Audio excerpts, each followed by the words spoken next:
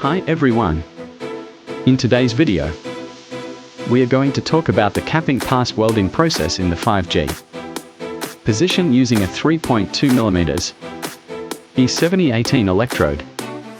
If you're learning or working in the welding field, pay close attention. This is a critical step for strong and clean welds.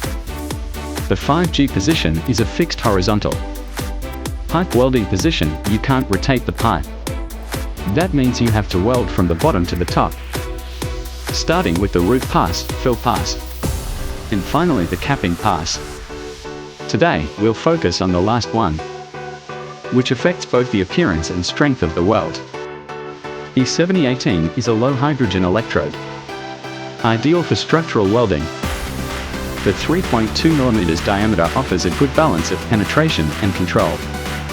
It provides a smooth weld, low spatter, and is perfect for positions like 5G due to its stable arc. Before starting the weld, make sure the surface is clean and free of slag or debris from previous passes. Set your amperage around 90 to 120 amps, depending on your machine and position. Position your body and hands steadily. Control is everything in 5G welding. For the capping pass, use a light weaving technique with a small zigzag or half-moon motion. Keep the movement consistent and maintain a steady pace so the bead width stays even. Don't rush, keep a short arc and angle your electrode about 10 to 15 degrees from vertical. Focus the heat toward the front of the weld pool for a smooth finish. When welding at the top or bottom of the pipe, gravity and body position can be challenging. Don't hesitate to adjust your stance or kneeling position for comfort and precision. Use an auto-darkening helmet and flexible gloves to help maintain control over your electrode. A good capping pass will look even, not too convex, and free of undercut. Once finished, clean the slab with a chipping hammer and wire brush.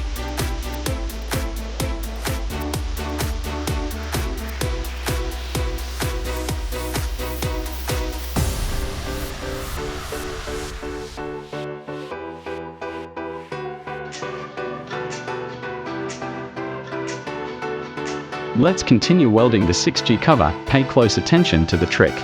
Let's choose the welding method of the pressure channel. First, let's take a look at the electrode angle. 90 degrees up and down, about 10 degrees down. Be sure to use the sweat angle to hold the iron legs to prevent the iron legs from falling. Do you have to tilt down? This is the 6 o'clock angle. The front and rear 90 degrees are tilted towards our welding direction.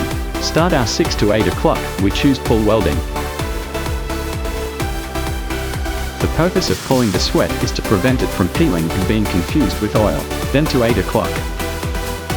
By 10 o'clock we choose to push the welding. Be sure to change the angle and push the welding, because the molten iron in the case seam is easy to fall. The first choice is push welding. 10 to 12 o'clock, we choose to pull and weld. Then we must pinch the bottom edge when welding the first one. 2/3 of the entire weld bead is pressed on the top. Observe molten iron. The whole molten iron must be made shaped oblique oval. Feel the iron mouth falling, so we are swinging it up a little bit. Pause at the top, fuse at the bottom and go.